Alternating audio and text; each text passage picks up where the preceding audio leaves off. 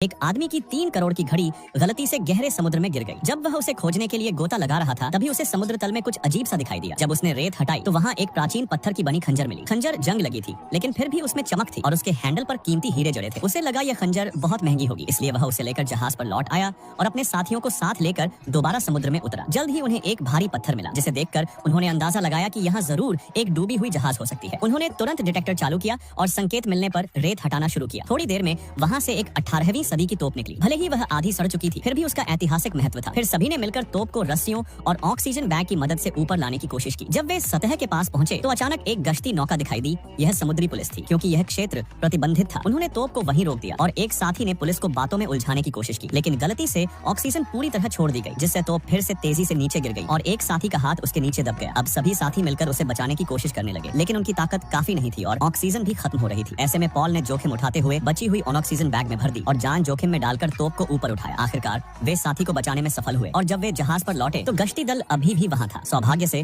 एक महिला की उनसे जान पहचान थी और उसने उन्हें समझाकर भेज दिया। अब तक के अनुभवों से पॉल को यकीन हो गया कि इस क्षेत्र में और भी खजाने छिपे हैं। अगले दिन वह फिर से समुद्र में उतरा और कुछ ही समय में उसे दूर चमकती चीजें दिखी। जब वह वहाँ पहुंचा तो उसे एक गिरा हुआ विमान मिला। उसने अपने साथियों को बुलाया और सब अंदर जाकर खोज करने लगे। अंदर उन्हें कई टन आटा मिला जिसकी कीमत करोड़ों में थी। कुछ साथियों ने इसे बेचकर अमीर बनने की बात की लेकिन पॉल ने इसे खतरनाक मानते हुए सारा आटा समुद्र में फेंक दिया। मगर अब वे दुविधा में थे, पैसे की सख्त जरूरत थी और अगर पुलिस को बताया जाता तो यह पूरा इलाका बंद हो जाता। पॉल ने सोचा कि पहले सारे खजाने निकाल लें, फिर पुलिस को सूचना देंगे। लेकिन अगले दिन जब सब काम में व्यस्त थे, छोटी सी लड़की चोरी छिपे विमान में गई और आटा चुराने की कोशिश में अपने ऑक्सीजन टैंक में फंस गई। पॉल ने समय रहते उसे बचा लिया लेकिन फिर एक महिला साथी रात को फिर से विमान में घुस गई और आटा चुराकर ब्लैक मार्केट गैंग को बेचने निकल पड़ी। उन्हें क्या पता था कि ये वही गैंग थी जिसका आटा था। गैंग ने दोनों को पकड़ लिया और पॉल को धमकी दी कि 12 घंटे में आटा वापस करो वरना उन्हें मार दिया जाएगा। पॉल ने गैंग को शांत किया और अपनी टीम के साथ फिर से समुद्र में गया। इस दौरान उन्हें वह डूबी हुई जहाज भी मिल गई जिसमें बहुत सारा सोना और खजाना था, लेकिन अभी उनका लक्ष्य आटा ढूंढना था। वे विमान में गए और आटा निकालने लगे लेकिन तभी एक शार्क ने हमला कर दिया